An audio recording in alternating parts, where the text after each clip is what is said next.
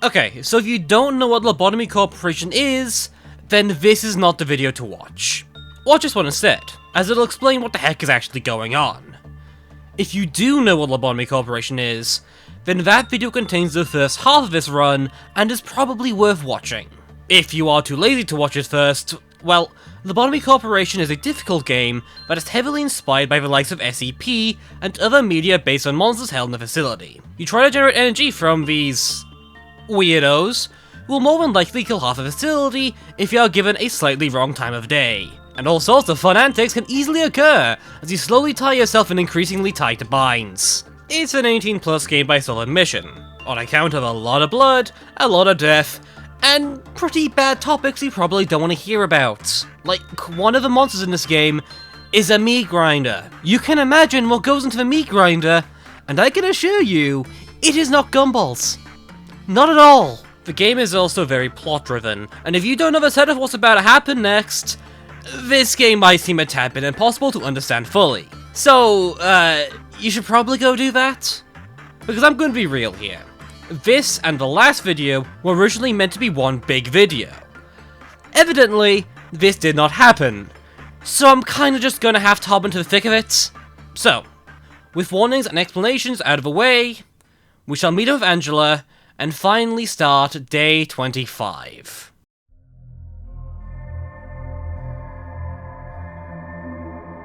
I'm telling you this to hide the fact that we're about to meet the biggest problem we'll see in the entire run. Day 25 starts with Angela talking about the origin of the company, and how many people had to be hired and experimented with to fully grasp how abnormalities work. Eventually, they figured it out. It was to do with the subconscious, emotions and such. Those are what seemingly generates energy. We were also asked if we actually want to meet A, which I frankly don't want to do. Strangely, Angela seems to almost concur. Weird. We then meet with Angela as we head down to the storage area. She discusses how we must see the Sapphire as human due to the cognitive field, and how the only truly human-like AI is her. Again, she certainly seems full of herself as but... Well, this is certainly different. Tifa FG seems annoyed when we question her, quote-unquote, new appearance. And as it turns out, Tifa FB is legitimately just off. Every Sapphire in the entire facility in fact looks like this. None of them look traditionally human. All management is controlled by these robots, with the only exception being ourselves, presumably. As Andrew explained, all that we see is more than likely fake, and not what anything in this facility actually looks like. Anyways, in an attempt to decommission Tifa FB, they, smash his guts out. And as the screen becomes clear, there is something deeply wrong. I'll give you 3 guesses to find out. No, you idiot, they gave a robot a bow to differentiate the 2 identical robots because they realized how stupid this design was, and this was the only solution they could think of. Someone should have got fired with this blunder. Also, the, blood. Robots don't exactly have blood, or at least traditionally don't. And there seems to be a bit of... brain? Whatever the Sapphire are, there is something meat and presumably bone to them.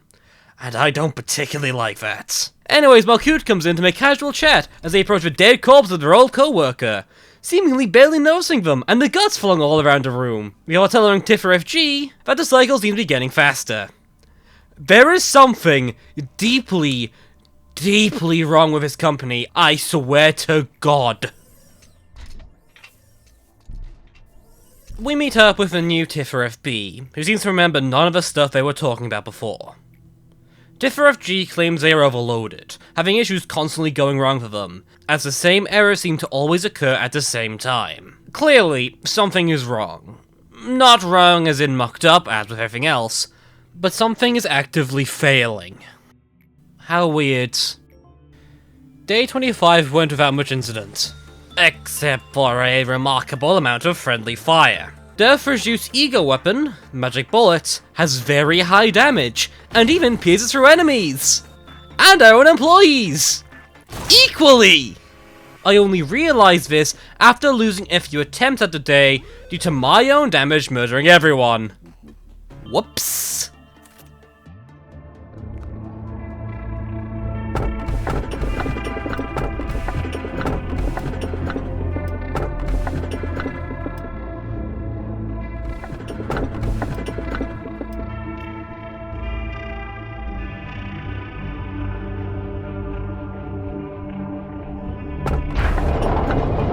Angela talks to us about how she can remember everything, telling us about a person who foresaw the end of a world, finding proof about how the world was not beyond saving, yet plunging itself into an inescapable disaster, telling others how they were losing something, without truly realizing what that really was. Her name, though we won't be told this for a while, was Carmen, and she is extremely important for reasons you'll see later.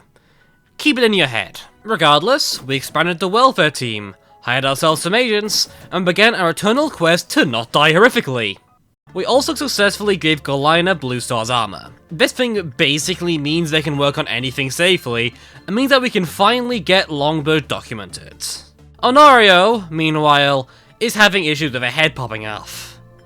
Let's revisit one of the abnormalities I said was going to be a problem earlier, shall we? See, Crumpling Armor's effect is that he can no longer do temporary work without the employee's head magically being cut off. But here's the thing, it's a little worse than that. Because this buff doesn't ever go away, except under exceptionally niche scenarios we realistically do not need to worry ourselves with. And it has an effect on another type of work too! Repression. Remember the main ability of Crumpling Armor? We're doing repression work with lower fortitude? Well, I assumed that only applied when Crumpling Armor itself was being worked on. This is not the case. Because of this, doing repression work can cut our HP to dangerously low levels.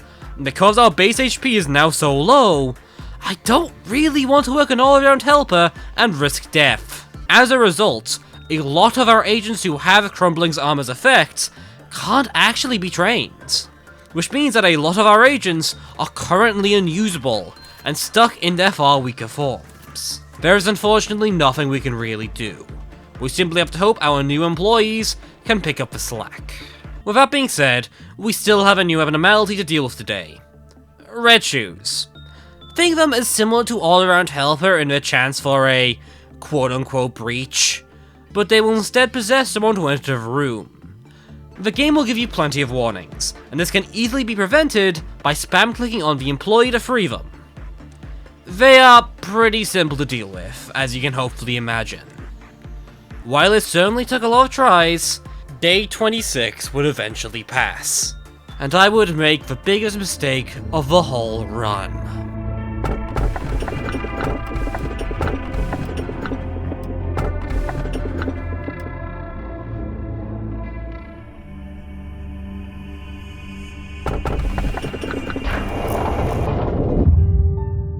Angela goes on to explain that her mind has lost everything. It lacks value and, frankly, simply cannot exist in the modern era. People have dished their former values, instead following with 26 singularities that define the new age. Nobody can ever truly wish or even hope for something to be better. Carmen's wish for a new world has failed, as things return back to what these people consider normal. A's goal, all this time, has been to complete that wish. But alas, Angela saw their metaphorical death, and almost seems to have caused it. Angela also brings up a great question. The Sapphira shouldn't have the emotions they have. They are machines, at least partially, and any and all emotion they have seems to be detracting from their work. Angela doesn't seem to be able to tell us why these emotions exist. And unfortunately, it seems it's our time to find out. Our memories are going to spend the next while sinking. We'll catch up on the story when they finally catch up themselves. But for the time being, we have a new Sapphira to meet. Hest is a Sapphira in charge of a welfare department. They seem charming, at least in comparison to those we've seen before. He brags about his employees having the highest satisfaction in the whole company, as we see exactly why. Hez seems to be quite soft on his employees. Actions that would get others punished elsewhere seems to be tapped much more lightly here.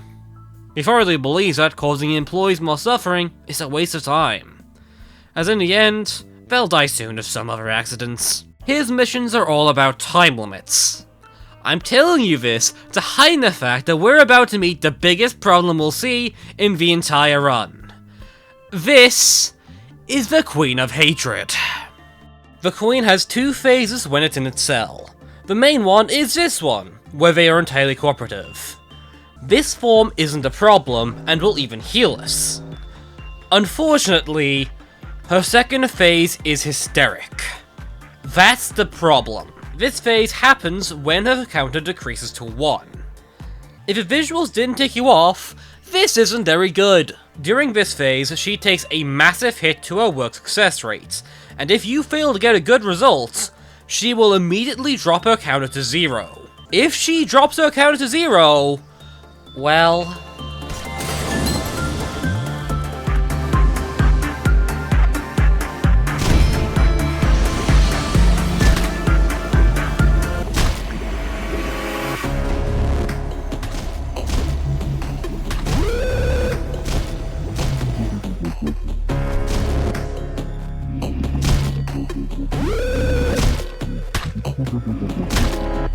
yeah, we can't deal with that happening.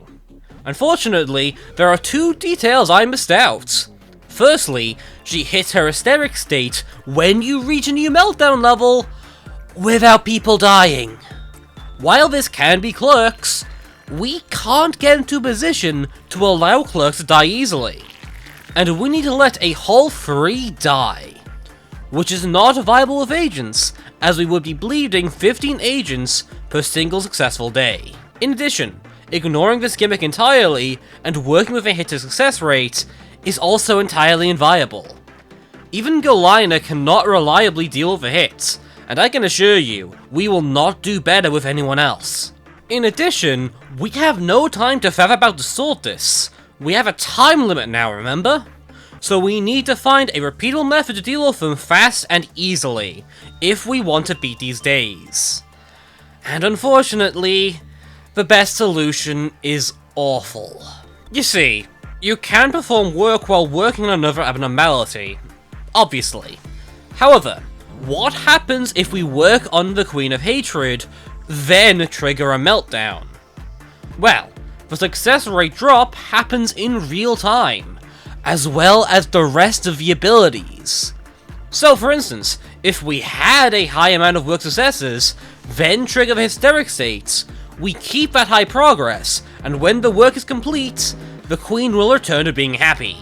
This does not make this challenge easy, though. And it certainly doesn't make it less stressful.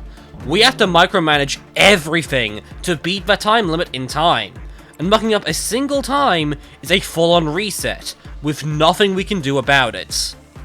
Even if we pause as much as possible, and work on as many abnormalities as possible, it is still tense as all hell trying to ensure we don't hit the Queen of Hatred barriers preemptively. And it's all too easy to muck up the timing just slightly, and instead trigger a meltdown at the wrong time. Simply put, it's a lot. But ultimately nothing we can't get over with enough time and patience.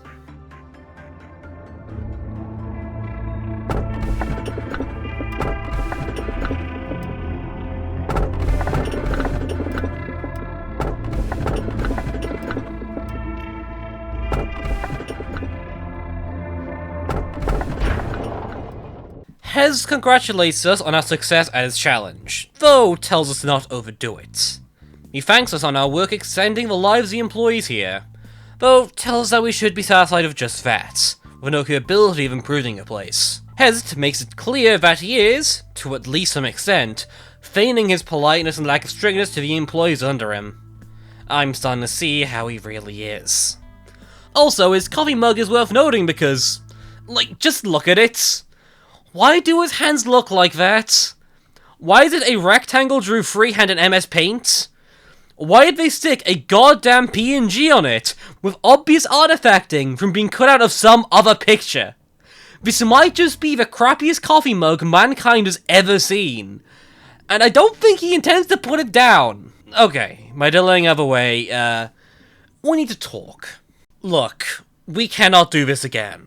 I certainly bruised over the last day here, but I can't underestimate how tense it felt. I spent an hour having to cool down from the raw stress of it all, which should say enough alone. And now I'm being asked to do it again, but harder. That just isn't happening, I'm sorry.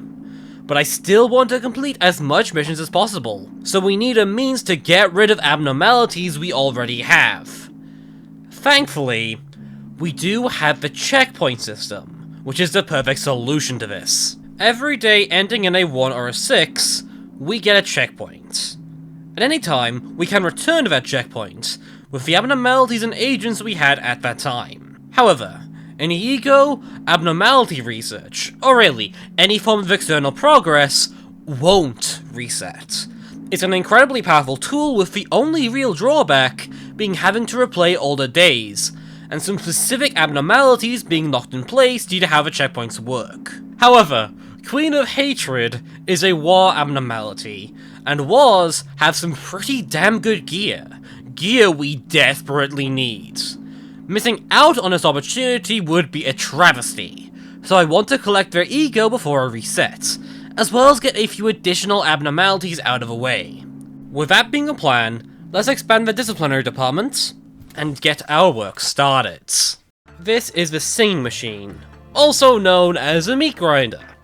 To cut a long story short, if someone is sent in with 4 to 5 fortitude, or 1 to 2 temperance, they jump in and cause people to start going crazy. We shall simply not let that happen. After a few false starts, we manage to get successful work done successfully, and we immediately let Queen of Hatred escape because they suck.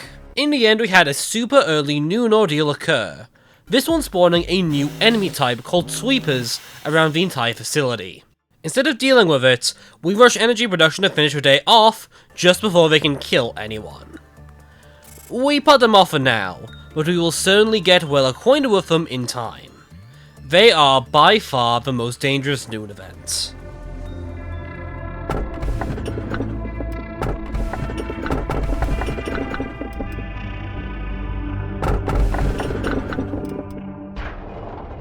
The lead Sapphire of a disciplinary department is Gebura. That is certainly a hell of a design, which I'm sure is not angled towards a specific crowd in particular in any way. They are, well, exactly what she looks like. She's aggressive, angry, and more than willing to punch anyone and everyone in the face multiple times.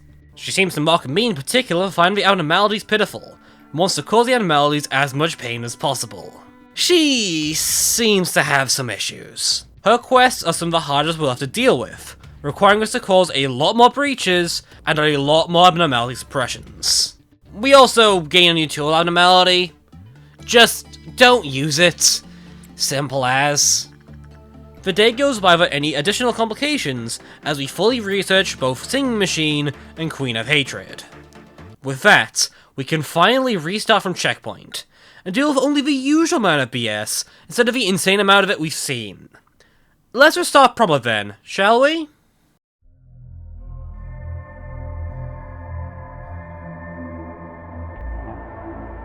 Introducing us back to our own special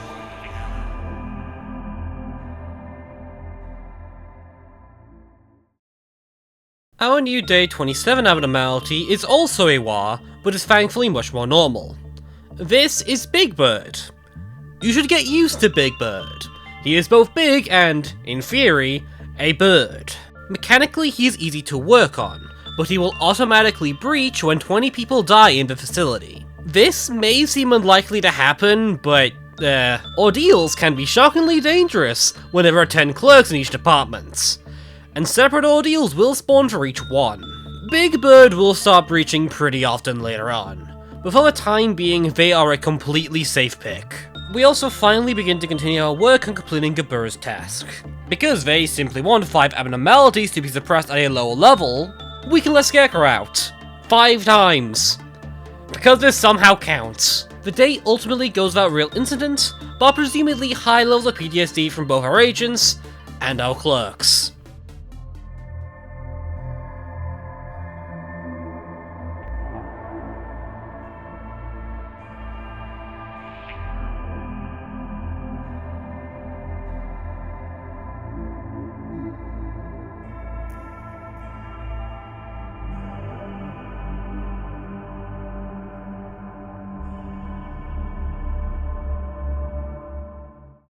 On day 28, we get yet another water abnormality. Little Red Riding Hooded Mercenary can actually be hired to assist when other abnormalities breach, but as that costs energy, and we typically aren't worried about breaches on a level she can seemingly deal with, we don't use that ability much. However, she does have an active means to breach herself. That being, if 3 abnormalities breach, she will escape immediately. And she does so fast and furiously, and can likely kill a shockingly high amount of agents. Thankfully, we don't have many abnormalities that can breach constantly, but, keep an eye on the Stace. Ah crap, day 28 took a few attempts but ended on a similar situation as last time. Basically having to deal with an Indigo Noon that would summon sweepers. We attempted to use rabbits on them. Essentially a high cost energy solution that would clear a department of all threats. It didn't work. We eventually found a way through the day, and can finally make some more progress.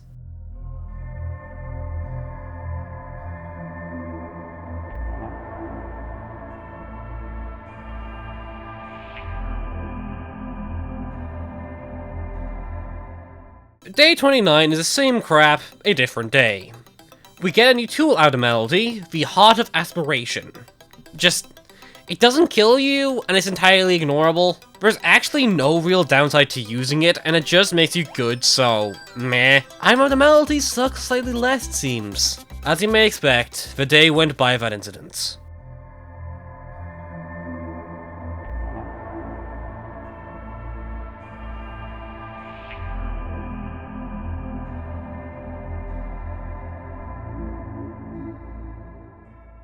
Gabura finally accepts that we've indeed defeated the abnormalities we defeated like 4 days ago. She gets interrupted by Hod and Hest, making it clear that her plans for a mass outbreak are, well, dangerous as all hell, might possibly destroy the entire facility. She seems to hold deep hatred for the abnormalities, but they are incapable of suffering the way she wishes. For our next quest, we need to defeat some Waz, which...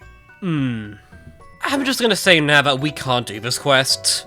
Red Riding Hood is simply too powerful for us. Not a thing we can do about it, unfortunately.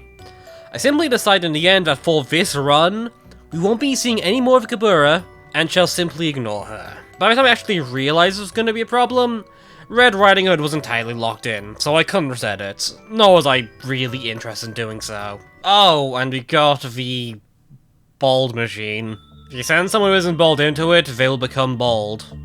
You send someone who is bald, you get like free energy. Screw it. The day can be completed without incidents.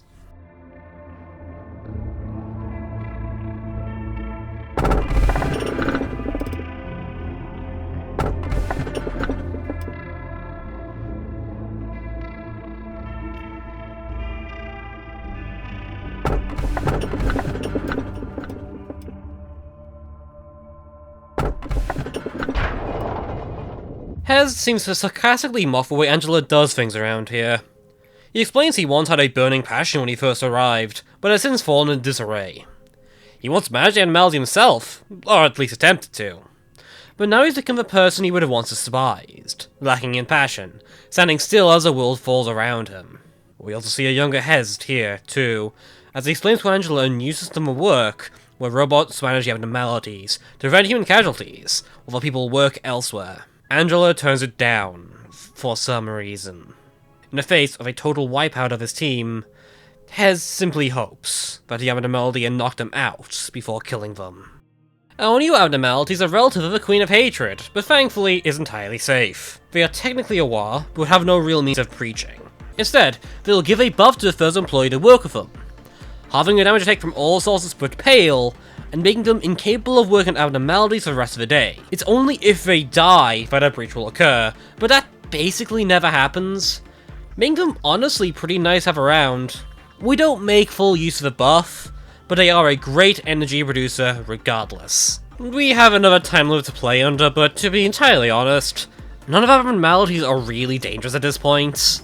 Without Queen of Hatred, all we have to do is spam work on any abnormality that produces decent energy, being our Waz, Blue Star, Rudolph, the Woodsman, and the Scarecrow.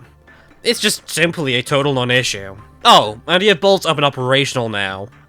Bullets are weird and, weirdly enough, are entirely support-based.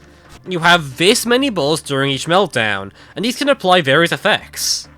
The most basic of these are simple healing, which can prove useful for, hopefully, immediately understandable reasons. It's a great option to ensure specific employees don't die immediately, but it can't be used when agents are working on an abnormality. There are some other effects I will cover when they become relevant. Ultimately, the day goes by without real incidents.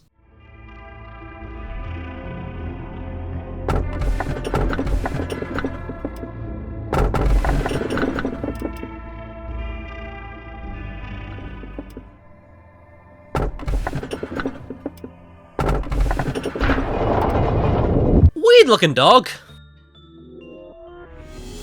Just take a line on him and he's fine. This is an Aleph, called Nothing There. A very accurate title. Sure, if you send the wrong person to work on him, you're screwed, and this breach is infamously dangerous, but just don't let it happen. It's also, funnily enough, less dangerous than Blue Star, so that's amusing. This day took a shockingly high amount of resets, mostly due to my own incompetence, admittedly. There are simply so many things that can go wrong.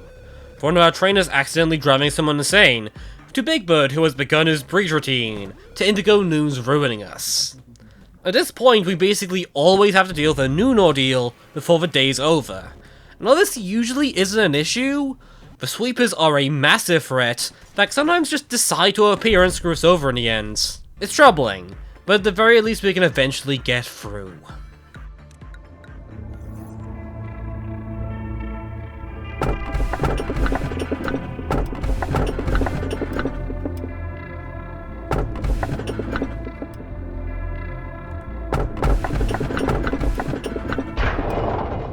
Hez seems upset at the day. Incidents happening constantly. Hez almost backhandedly compliments Angela on her ability to keep everyone in check, pointing out her ruthlessness. All Hez can do now is simply wait for her plan to finally come to a close. The contents of this plan are, ultimately, unknown. We also see a flashback to a conversation between Hez and Angela. The only way a breach could have happened was if Angela tampered with the locks that caused the abnormality to breach, which Angela readily confirms. Angela also confirms that abnormalities create energy through killing people, and presumably a lot of it too. Enough that replacing the workforce with machines would produce significantly less energy. Significant enough to become completely non-viable for the corporation. Angela simply says they should be happy to die, as millions aim to come to Lobotomy Corporation, and this is the only way to make all their dreams come true. Angela also, finally, asks Hez if he enjoyed this little detective game she set up. Bloody hell. This certainly confirms a few problems for us. Most prominently, I don't think Angela's be trusted in any goddamn capacity. She keeps any and all secrets from the leaders of each department until absolutely necessary, and even then, holds them back to the last possible second. She's clearly more than capable of meddling into affairs in ways we did not know.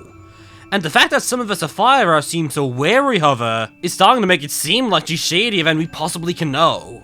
At least for right now. Also, the fact that killing people seems to produce more energy seems concerning.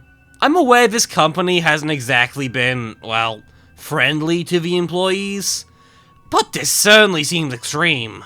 Though I'm more so concerned how energy seems to be at such a high demand that they are so willing to sacrifice people to make more of it. The actual hell is happening out there that such estranged and dangerous methods of power generation are even required.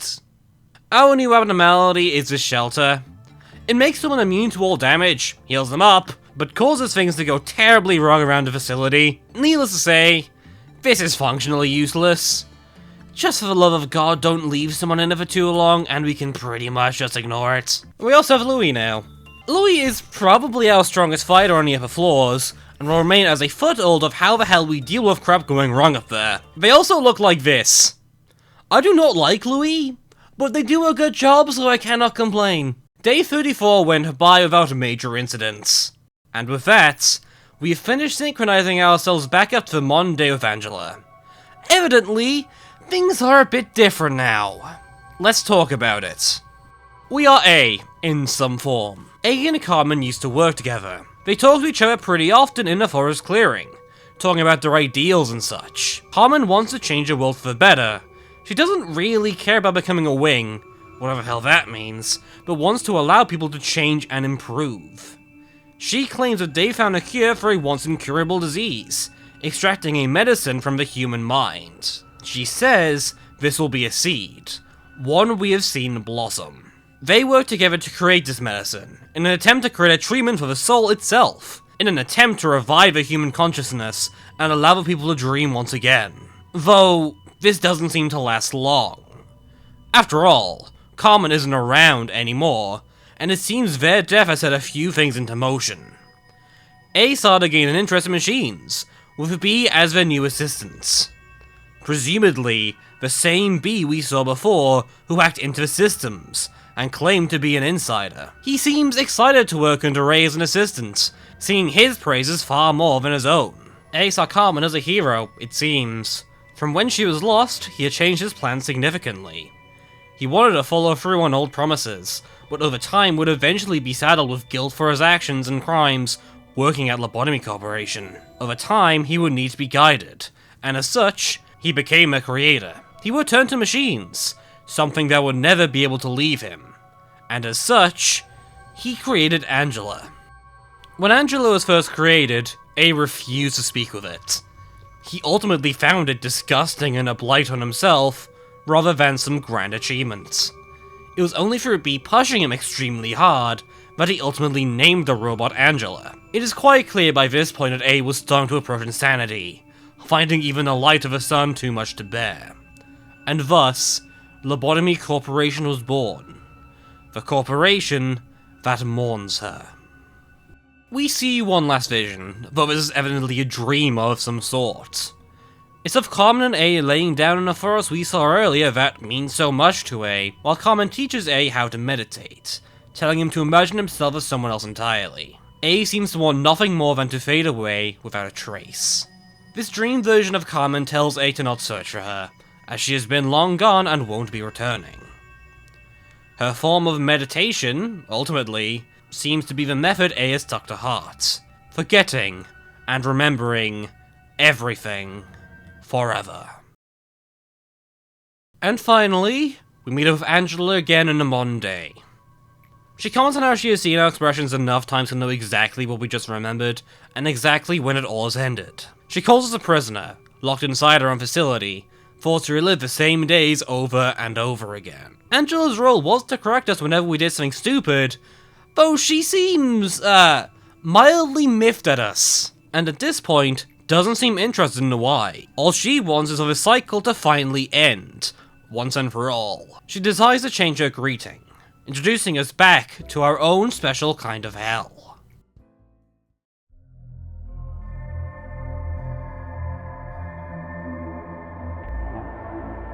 She really doesn't give you the best vibes.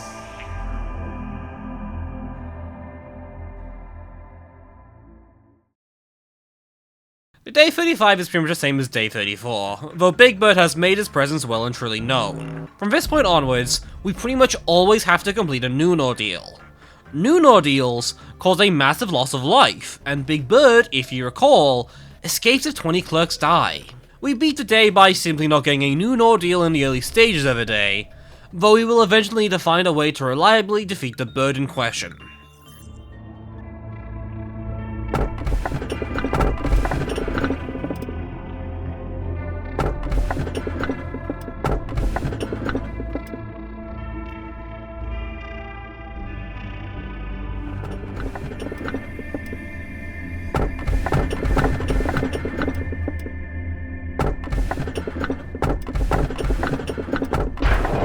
Angela catches us up with the things that have happened since we were quote-unquote gone, also confirming she ran the other facilities as well as this one. She spits a bunch of buzzwords at us that we cannot possibly hope to understand.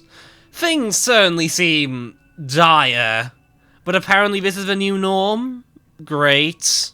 She also confirms that we have been through many cycles, so this is presumably not the first time this conversation has been had.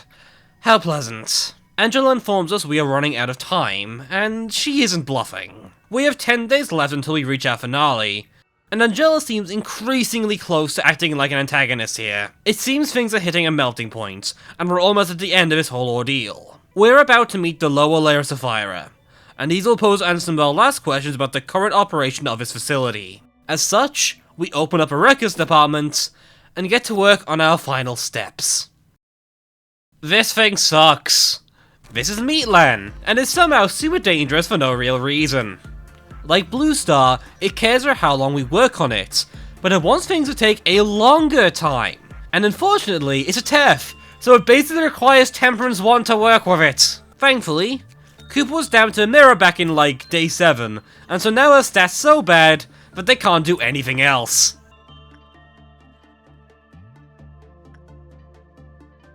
Luis, I think I hate you. Please keep doing your job.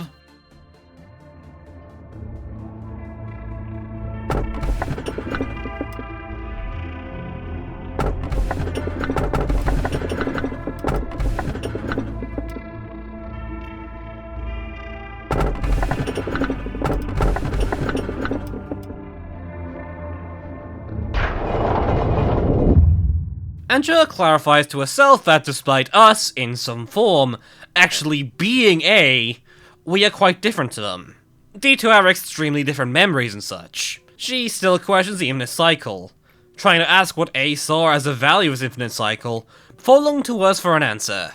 There shall be choices to make, which will have consequences for both us and the entire company. Angela confirms she has seen countless exes that have done the same, and seen the same failures over and over again. As Angela reaffirms, seemingly to herself once more, that she is but a machine. B has returned, it seems. More specifically, they are called Hawkman now, and seem to be older than the others. If a pocket watch didn't tick you off, he seems focused on time itself, and now took everything away from him, including his youth. He doesn't seem so concerned, however. He says that they were the brightest moments of his life, and sees this new life as an opportunity to stay with A till the end. He seems weirdly thankful, compared to everyone else we've seen so far. How strange. Babby. This is a child of the galaxy, who desperately seeks attention. Essentially, keep working on it with 1 or 2 agents. They will slowly gain a massive passive healing buff, but working on other abnormalities with those agents will cause the child to get upset and kill all agents currently with her buffs. So, don't let that happen. The Records team's quests are all about our stats, essentially asking for X amount of employees have above 100 in a certain stats. We can complete most of these passively, so we don't really need to worry about them quite yet. I should definitely bring up that the entire facility is constantly going under heavy meltdowns, though. This isn't really a bad thing for us, as it does allow us to generate insane amounts of energy without committing to making progress towards the next ordeal. But it does mean we need to be able to work on every single abnormality in the entire facility at the same time. It's not as bad as it seems. Most lower level abnormalities like today's shy look can be brute force with Luis, which is how we typically deal with it now. We already have people training on the ones of stat checks. It does, however, typically take a long time to comb through the entire facility to find every single one, and missing one does usually mean an abnormality escapes. It's annoying, but not necessarily dangerous. This day ends with a successful Violet Noon, as we call it right there.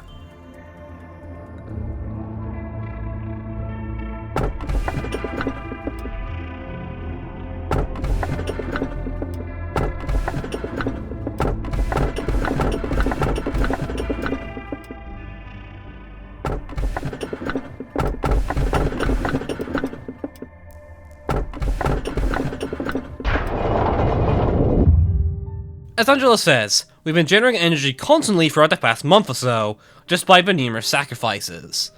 Though here's the thing, the pipes leaving outside of the facility are rusted away and unusable. We aren't producing energy for the wider world here. And Angela seems almost smug about it. There seems to be something else here that we are powering. I don't know what the hell it is, but it seems to be a source of concern, if nothing else. Where does all that energy go? I'm just hoping that Angela doesn't screw something up for us. I really, really hope she hasn't. Something is up with her, and I have no clue what. Speaking of not liking someone, here's Bina! She's in charge of the extraction department, and seems to claim that she is not mad at us. She also really likes speaking in ways that are nigh impossible to decipher, so I'm gonna just try my best here. She talks about a thick river that flows through a city, carrying all kinds of junk and trash, that all seems to be left here in the end, and wells that must be drawn from. I presume both are referring more so to mental constructs, though I'm not sure what either actually means. Binder's department is extraction, and seems to be tied with the creation and generation of both abnormalities and ego equipment. I suppose from her we shall learn more about the abnormalities, if we can goddamn understand her like what she is saying, I suppose. Our new abnormalities is Butterfly Man guy. He is also an HE, though with several stat checks in the same manner as Singing Machine. It requires Justice 3 to 5 and Fortitude 1 to 3 in order to not breach on work. Thankfully, we actually have this person, who was one of the victims of crumbling armor, but as a result actually has an above average amount of justice, while still having low fortitude. How convenient. We had an incident with Tim going crazy, running into records, then driving everyone else insane immediately afterwards. I don't even know how it happened, to be honest, especially as Tim is positioned all the way up in goddamn safety. He went to literally the only place he could be a problem in. We also just had a lot of people in general go insane today, which I'll take as a sign we need to be more careful with who we send where. Mostly due to Gabura's department, which seems to go insane more often than the rest. It took a few attempts, but we successfully closed it out.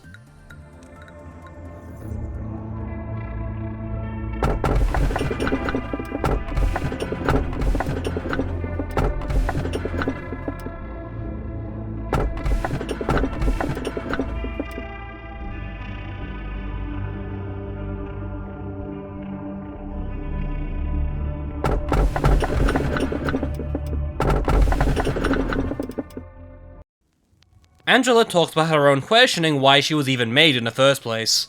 Apparently, a Ven gave her a script, which is what she follows to this day. This does seem to explain her constant references to plays and acting, to an extent. Though she worries it will never end, and seems to theorize we have done it just for her? She seems a friend who acted of her own free will, before backtracking, and asking if we think it was part of her script, or simply her own thoughts.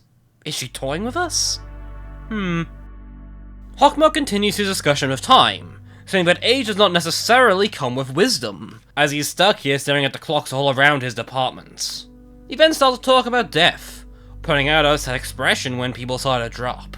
Hawkmoth begins to talk about the magical unnamed employee who was nice to us once, who has passed away recently. They surely didn't expect to meet a demise so needless, but Hawkmoth says he could have brought them back from the grave. He did not. An empty spot will always soon be filled. So, people don't die here. At least, certainly not conventionally. All the employees here, when lost, can simply be brought back at any given time, or be put to sleep eternally so simply. Mourning death in this place is ultimately pointless as it means so little. Deaths here aren't honorable, noble, or even as cruel as we are led to believe. It is simply another state of being in this place. Hawkmoth asks us not to take these deaths so personally, as a result. Though I am personally more concerned with the lives that are bound to this place. This is also, shockingly enough, not a massive surprise, and if you've paid close attention, you might have seen this coming. Do you remember our first agent we lost? Kana? If you've paid attention, they've actually returned, and have returned for a while now. They actually work in the disciplinary team, having been put through all our training and whatnot. As strange as Hawkmoth's words may seem, they certainly seem to ring more true than we'd like. How concerning. Our new tool abnormality means basically nothing. It improves the chances of work succeeding, but if you take enough damage, you explode. Just don't use it. Tool abnormalities suck. The day is otherwise more of the same, and we luck out another victory.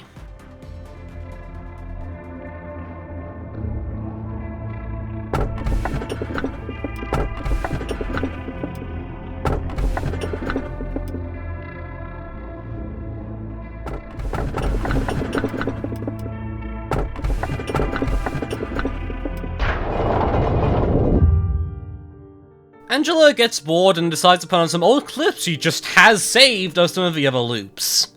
This includes A going insane due to having no cognition filter yet, as Angela found the useless guilt and attempt that's not existing anymore amusing. Despite things looping over and over, there were occasionally massive shifts in how A acted during these other loops, but the ending would always be the same. It never mattered how put together we were, all that matters was that we needed to, as Angela put it, find realization. If only we knew what that was. Angela seemed almost amused at us for finding some form of enjoyment in it, though she stops. We might have seen something we weren't supposed to, if she kept going.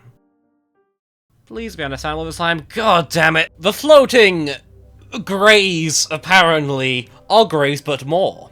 They apparently contain death itself, yet all the possibilities that death can bring. Bina decides to show us something more interesting than just graves, so decides to show us how extraction works. She calls Nathan to do a quick demonstration.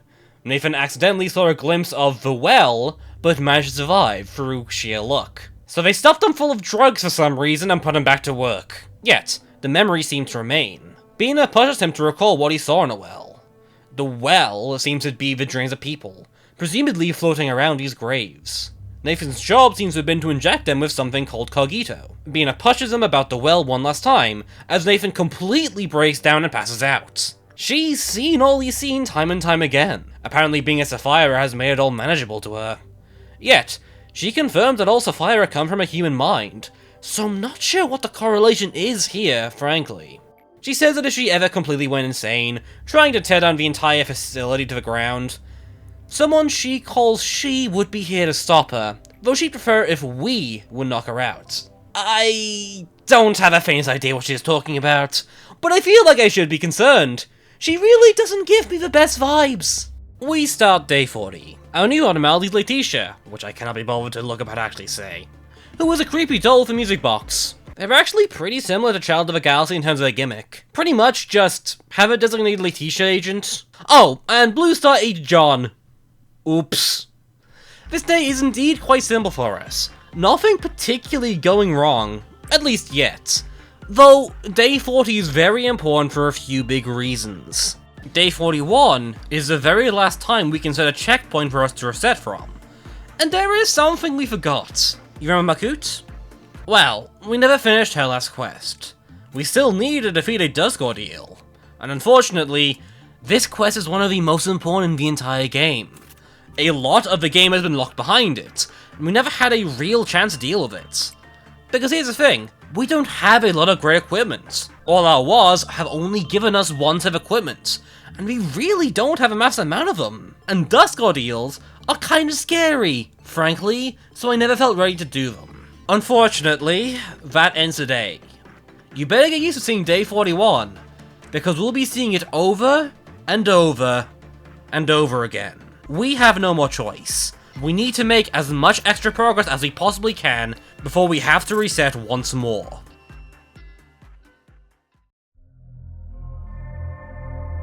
When we finally turned around, everything was over. Were we looking at her? Were we looking at the mesh?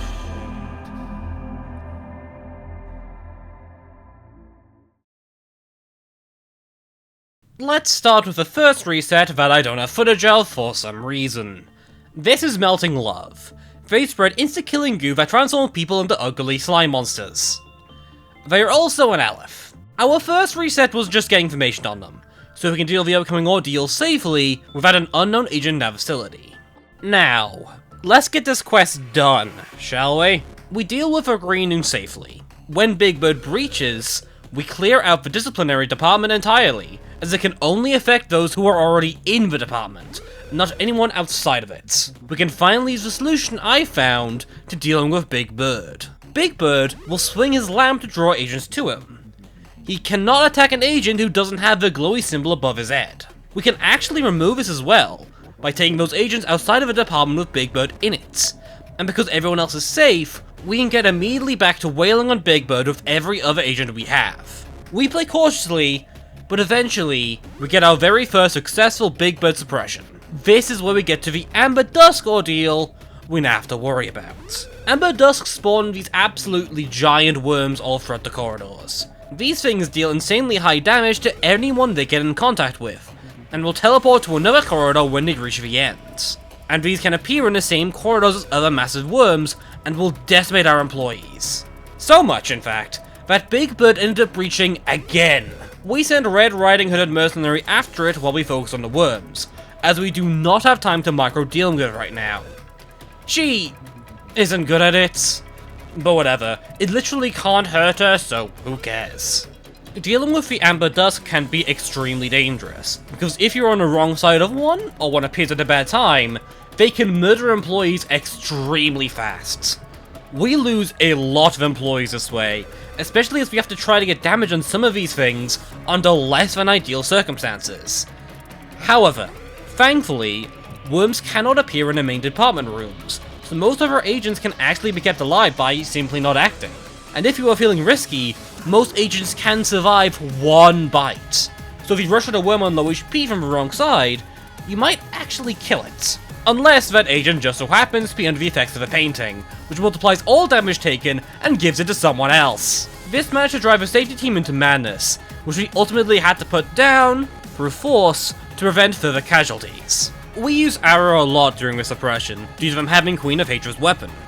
Being able to deal heavy range damage is amazing, especially with no limits on said range.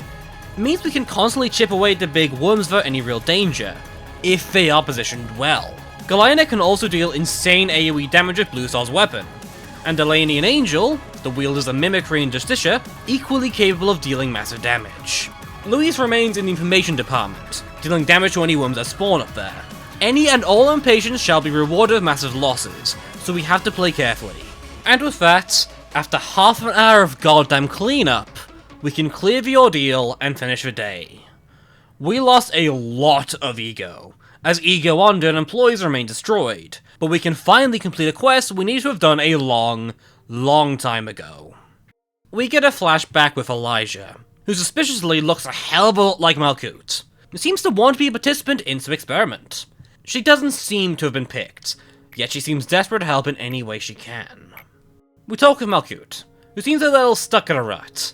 She talks about the feeling of being ignored, of people not needing to look back to see her, as what she feels and believes is of so little consequence. She talks about the feeling of scraping at the floor, writhing in pain, yet the moment her fingernails wore away, she felt nothing. She found it hilarious, as she lost herself entirely. She saw a glimpse of someone's shadow, and saw them as they looked down on her.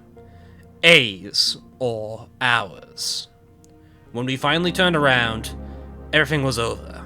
Were we looking at her, or were we looking at the mess she made? That was the day she knew true helplessness. She seems to ask us if we've ever felt it, the feeling of being overwhelmed, and the helplessness of being out of control. She wants to know, so she can feel rewarded, just a little bit. While Elijah was working for the others, she was very liable to the most simple of mistakes, meaning she wasn't the most respected worker, and certainly wasn't remembered.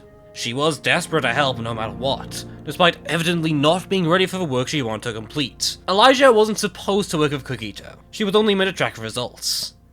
She did not listen. By the time A realized what had happened, she was already dead, clawing at the last chance of life she had, suffering from injecting something she clearly should not have. And so, in the end, A ignored her one last time. Welcome to Call Suppressions! As Angela explains, the Sapphire have deep scars and trauma surrounding this facility. On some level, they all do want to meet us and work for us, but they absolutely want us dead for the hell that A dragged them all through. For the time being, Angela will perform their roles for them, though we will need to deal with them all, as they are required to finally break the cycle. From now on, we can complete Call Suppressions on Sapphira once they are available. This means completing all the missions and dealing with any Sapphira on a lower floor. We also have to do them on days where we aren't sitting at a checkpoint for some reason, so we need to repeat day 41 for the final time. Remember our new Aleph?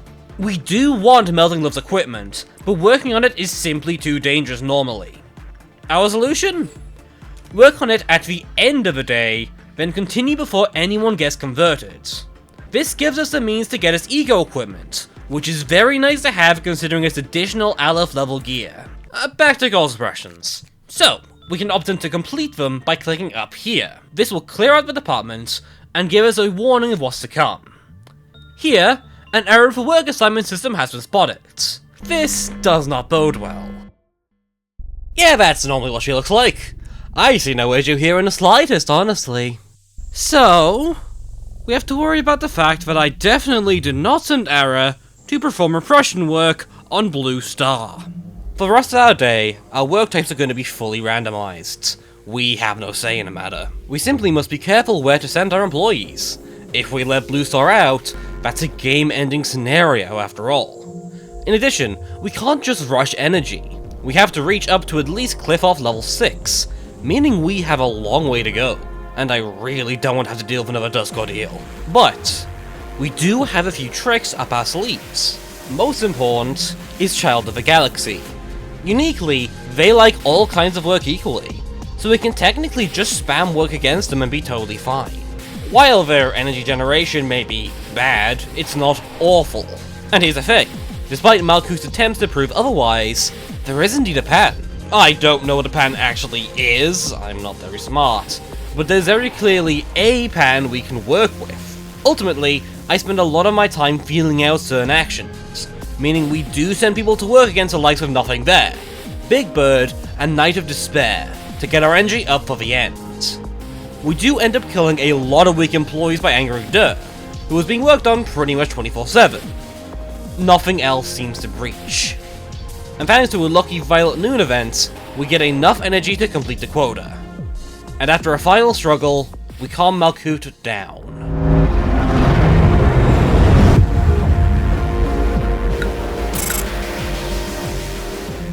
We see a final meeting between Elijah and A. Elijah is simply ecstatic to be joining the team with the others. According to A, passion alone wouldn't be enough. Things simply weren't good enough for him to remember everyone and everything, as the sacrifices started to mount. It took a long time for him to realize that giving praise would have been the smart idea. After awkwardly talking to Malkuth, they seem to return to normal. Malkuth decides to call her silly for treating her as anything human. Screw you too. She describes the experience she just had as similar to a dream, though she was informed of the damage she did to the facility. She talks about the experience of being lost, searching blindly through a vast darkness. That's how it feels as part of her control team. It's an insane amount of pressure to command everyone else through the entire facility, that led to her forgetting everyone around them. She asks us if we've ever stared a dying employee in the eyes. We shouldn't look away, saying there's nothing we can do. Don't blame ourselves or worry about not doing enough. It is simply to be confronted. We are not to be perfect, and we are not to solve the entire facility's issues all at once. Instead, the suffering is a sword that must burden us all. Angela calls us reckless for her actions, but unfruitful. A lot of energy was produced. She seems to know exactly why all that happened, but apparently, we are not ready to know for certain. And with that, we have finished our first course oppression. Though, this is kinda a massive problem. We're supposed to have done a lot more than one by now. We're almost at the end of the game, and these provide massive, powerful buffs we are meant to make full usage of. And unfortunately, are in fact required to complete the game. This is also why we require several runs, in case you're curious. We cannot complete the entire game in one run. We were always going to require at least 2 to complete other requirements you shouldn't worry about right now. However, our progress here was not wasted. On a new run, we will gain all our previously earned ego, all the quests we completed, and any course suppressions already completed. This means we can carry Malkuth's effect with us into a new run. I've also skipped quite a few dialogues with both Angela and Sapphire on my way here, so let's catch up with them. Angela confirms that this is a world where people simply can't find happiness. Pillars that govern us are now gone, replaced with singularities and the companies behind them. Singularities are powerful sciences that do the impossible. Warp travel, slowing down time, infinite supply, and similar nonsense. However, all these singularities act like ours. They are not safe. They are dangerous and require similar sacrifice to our own facility. Worse, people derive their purpose for existence from these wings, burning themselves for merely existing. This is a world where people will be willing to return to nothing, instead of suffering one more day. This is what Common was fighting against, what we fought against, and we used the well and the abnormalities to do so. We wish to instill possibility into life, whatever it was, to force the world to change. It was a terrible time for us, inspiring concern from our co-workers and friends, but we didn't listen to them nor care. Yet, we seem to have brought them back, in the form of a Sapphira. Angela also readily confirms that abnormalities aren't simple creatures. They are something deeper. Gaps beneath a great river that flows beneath the city formulate them in strange places. But this certainly is enough to make a company out of. Lobotomy Corporation's singularity is not the ability to convert them into energy, it's the ability to create more. They were incomplete, and were forced underground in our facility due to the terror they caused. Yet, they are fundamental to the plans of this facility, and are a key part of the seed. But frankly, I have no clue what the hell this seed could possibly be. We shall have to find that out. Hockmer talks about just how much time A and B have spent together, and how only he truly understands us to our full extent, otherwise surrounded by people who seem to actively despise us. He sees the leakage of emotion as a weakness in the design of the employees in Sapphira here, and decides to demonstrate Anya to us, talking about where she came from, her family, and their poor state. We see the letter she got inviting her to this place, despite never applying for a spot. All this happened 10 years ago, with her now being the only one left of her family. All the while, she's been down here, waiting to be brought forth, modified with her LOB to improve their key attributes, and all the while she thinks she is simply a new hire. This reinforces his point from earlier. People do not die here, at least not in the ways we think of death. Their lives will be lost, only to be brought back again, forevermore. That's the difference between Hockmer and the floors above. He knows the futility of it all, and has grown to simply not care. All he cares about is being an important part of our life. And with that, we should be caught up to make our way through the final days. So, let's start going back day by day. Our true and final Day 41 passes without any real incidents.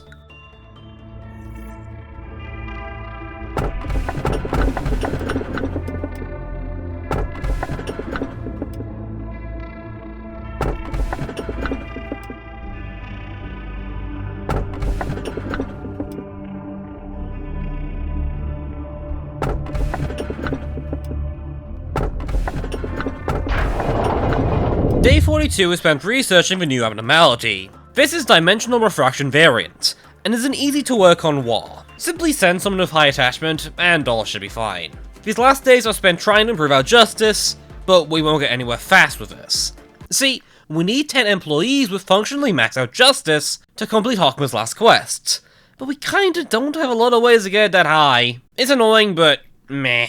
The good news is that DRV is a war that gives several hammers, so we can at least up our damage output significantly. We also got an unlucky sweepers a few times and lost lives to it, forcing a restart, so this day took some additional time, but there really isn't anything else that can pose a challenge to us.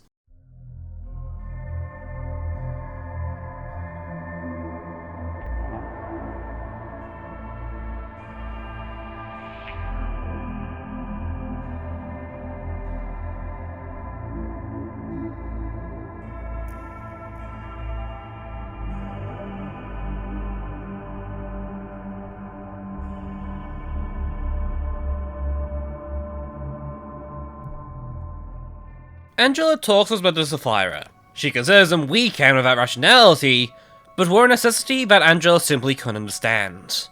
It's the one thing she simply has no control over. Angela says we were right to place them here, and that she wouldn't be worthy of understanding it all until the very end. She simply will observe everything, seeing everything everyone else has forgotten, forevermore. Day 43 is mostly spent wasting time with a new tool abnormality. It's called Skin Prophecy, and it is frankly quite dumb. It increases your prudence by a little bit, but then also makes you weaker against white damage. So it's functionally almost entirely useless, except for a few niche scenarios that do not apply in our facility. Item abnormalities, man, just item abnormalities. And what a way to end up on our abnormalities in general. The day otherwise went without incidents. Angela gives us one final warning that we are nearing the end. She reminds us that the energy we've collected, while not being supplied outside, is still certainly being used, and it certainly serves a purpose for us. We ask Angela for a goal in all this, but she seems to imply it's the same as ours, the ending of a script, and the ending of a constant reset of a facility. Day 44 is spent the same as always. This is the last day we need to acquire all of Melting Love's ego, though the day ultimately goes that incident. At this point, the only thing that can really go wrong are the sweepers, and we have no new abnormalities, so it's a simple straight shot to finish. We did lose someone in Hoz's apartment, specifically someone who was trying to trade on Reddit Roomba, but I genuinely don't care enough to replay days, so, sorry, your sacrifice will be remembered, I guess. We talk with Angela for the last time on day 45.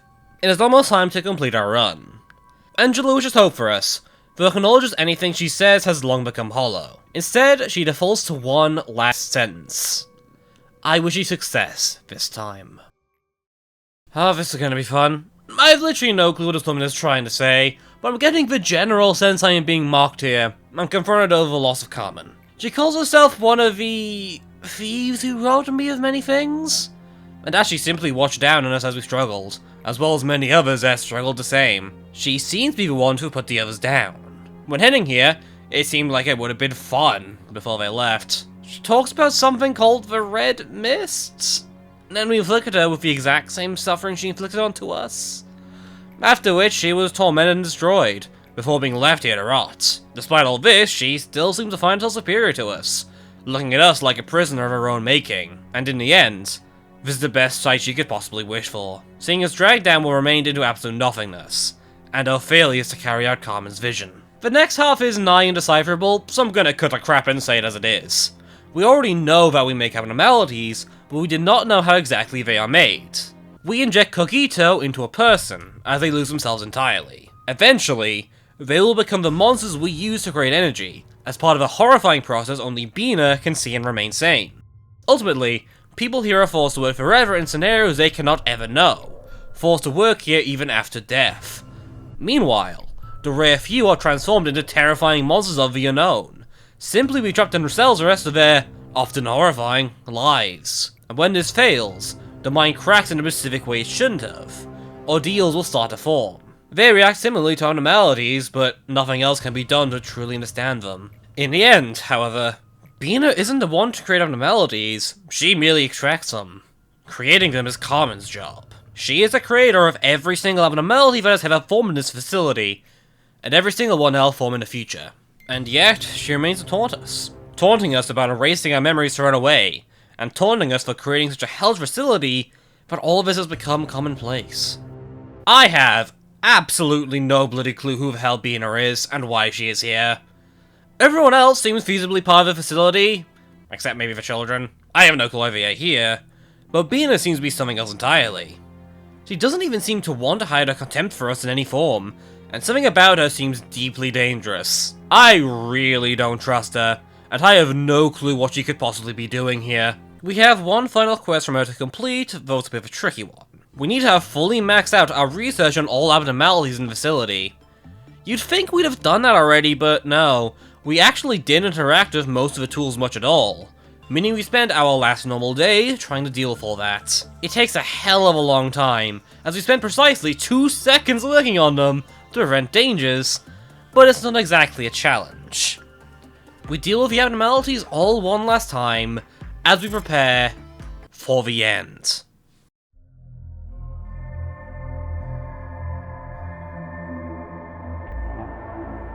Truth was, this facility was great from the start.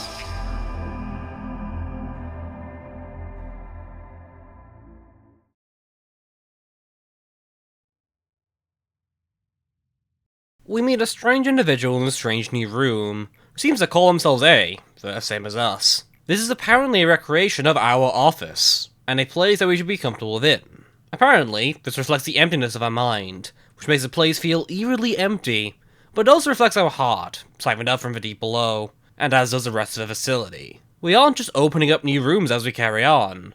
They were simply created from our mind, in the same way abnormalities and ego are created. It took a lot of effort, apparently. Memories and emotions got dull, to the point even the original sin was forgotten. They also elaborate more on the details of our time travel, a technology previously used for less important means, instead of being used to generate this infinite cycle we find ourselves in. The thing is, combined with our energy production, it can become something far stronger and more potent. Yet, every single reset of time broke something. It will be impossible for a man to remain sane in this place, yet we somehow remain. No doubt due to Angela and, presumably, via Sapphira, we're still not quite finished. We are given some final warnings by the stranger man. A path beyond this will be brutal and unrelenting. Yet, we can reset at any time. We will always reach back here again, no matter how long it will take. And we shall need to pay heed to this advice. This is our final day in the facility, and this is no idle threat. With that said, let us expand the architecture team and see what we have coming for us. Firstly, we get 2 new abnormalities. These don't matter. Not only are both these easy to deal with thefts, but this lower floor does not suffer meltdowns, so whatever is kept down here really don't matter, and I'm just not going to explain them as a result.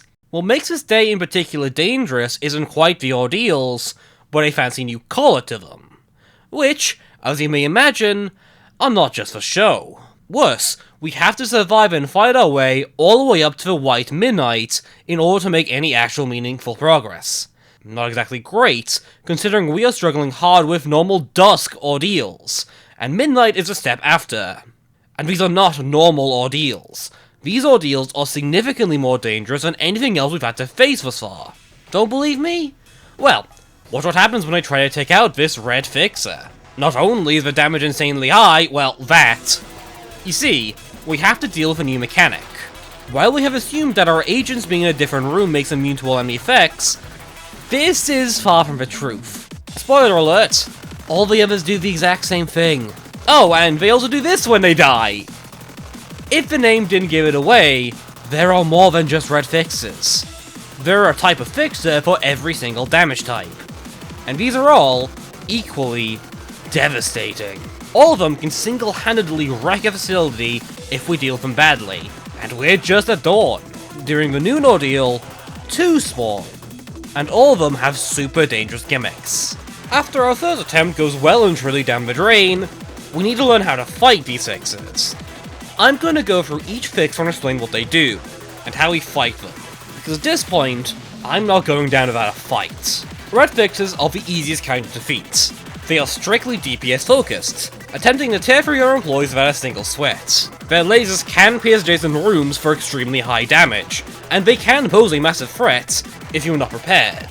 The thing is, we have Iglegiambo, a name I'm almost sure is completely made up because googling it showed the wiki page for the Lobotomy Corporation and nothing else relevant, who was wearing Nothing Bear's armor and Adoration, the weapon from Melting Love. This combination, specifically, gives him the best damage output against red fixes, while remaining nearly completely immune against red attacks.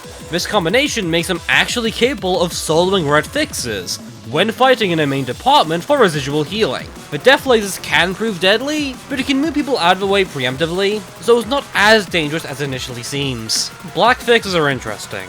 They don't have massive multi-room hitting AoE attacks, but we also don't really have an equivalent ego to solo them, and we can't afford to keep them alive for long. Our functional plan is quite simple. Spam them with everything we've got, then use black shields to keep our guys alive. Their abilities muck with our abilities to keep our abnormalities under control, however. If kept alive for a while, they will start letting abnormalities breach, and on death, they can cause meltdowns in the entire departments. While with red fixes and white fixes you need to keep other employees away, here you need to ensure they are all ready and available to deal with the meltdowns when they occur. And finally, for the most dangerous fixer by far, white fixes.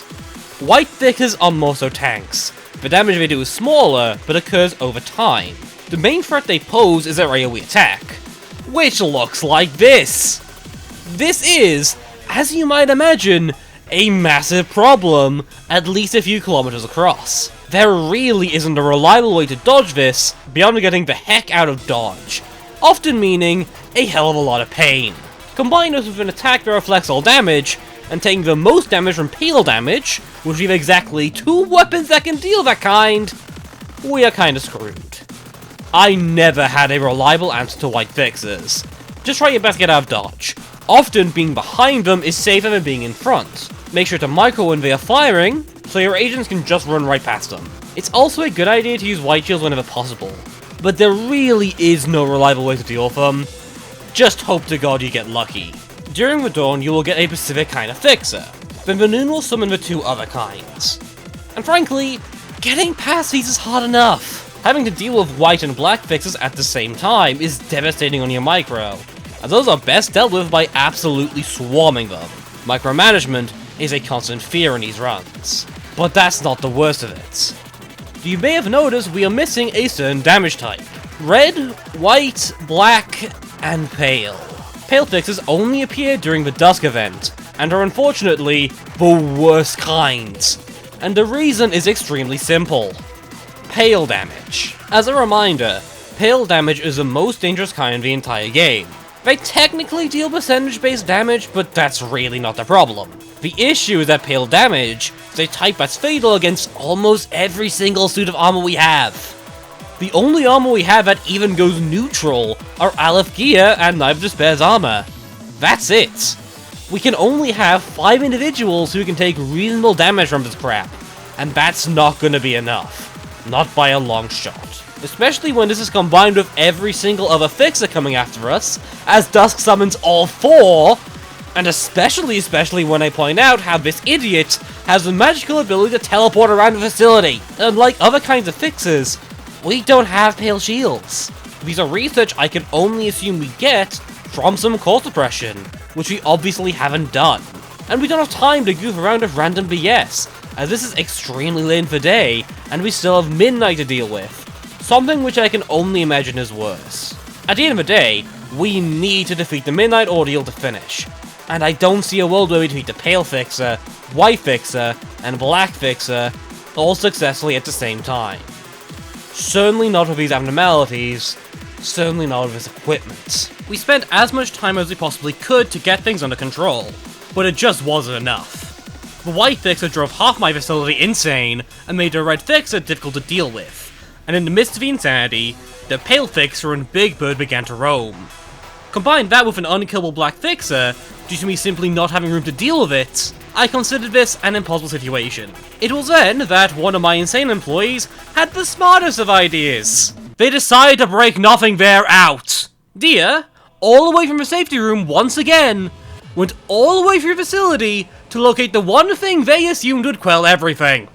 It did not! It also released a certain red mercenary, and the situation suddenly went from theoretically impossible to actually impossible. Especially when you realize the mercenary's AoE on his attacks. I did not know this! This also let Knife of Despair out, which only added to the chaos. It would be impossible to kill the fixers. We had no remaining options. If we are thinking rationally. You see, a certain light miracle happened. You see, in information, a certain clash happened. The Pale Fixer found itself faced with a certain monstrosity against nature. And as it turns out, it couldn't do a bloody thing against this monster. This left only a single fixer in the entire facility, the Black Fixer. It was at this point I recognized that we had the greatest tool known to humanity on our side. And as such, we decided to employ the use of a certain shelter. You see, the shelter is very special. It renders you immune to all damage, but it also gives us an infinite source of ammo. While agents don't respawn on death, abnormalities certainly do. And abnormalities will attack each other, sure, but it will also attack everything else in the entire facility, including fixers. All we need to do was stay in the cell, and after a short while, the Black Fixer simply couldn't handle it anymore. Truth was, the facility was rigged from the start. Everybody in this facility is destined to die over and over and over again, and the abnormalities they shall eventually become are equally destined to be tormented, trapped in this place for eternities longer. Even if we survived, I doubt we had the resources to survive the midnight events, and I can let you in on a little secret. We were never able to see Day 47. Not with this facility. We needed to complete more core suppressions in order to do so, and thus, our facility ends in complete chaos. Though that's not really the finale of the Lobotomy Corporation, or at least the end of the game itself. Now that we have the first run under our belt, we can go back to the start and work within a new facility. But that's not necessarily a story I'm sure there's enough interest in order to tell. I absolutely loved my time playing Lobotomy Corporation, and it's one of those games that remains in my brain super hard. It's to the point that I've actually played and beaten Library of Ruina, the semi-sequel which I'm sure about 80% of you are familiar with. Heck, even made a bunch of abnormalities in the Google document. That should say more than enough about me. This is a game I really care about and do honestly enjoy making videos on, but it is frankly an insane amount of effort to do so. Honestly, not something most people watching my channel are interested with. So I'm gonna cut a bit of a deal to both gauge interest and decide if it'd be worth my time. If this video gets 40k views in the next, say, 2 weeks, better look into making another video covering a final stretch of my time playing this game, clicking all the walls you missed out on, completing all the relevant course oppressions, and getting past the finale. Otherwise, we can call it here with this facility. Cause truthfully, I think this has been a satisfying journey in itself. We've seen many creatures during our time here, and overcame many an obstacle. We've seen employees rise and fall, and discovered a whole cast of maladies that will remain in my head for a long time still. With that said, let's wrap things up, shall we? This has been Creeps, and have a good one.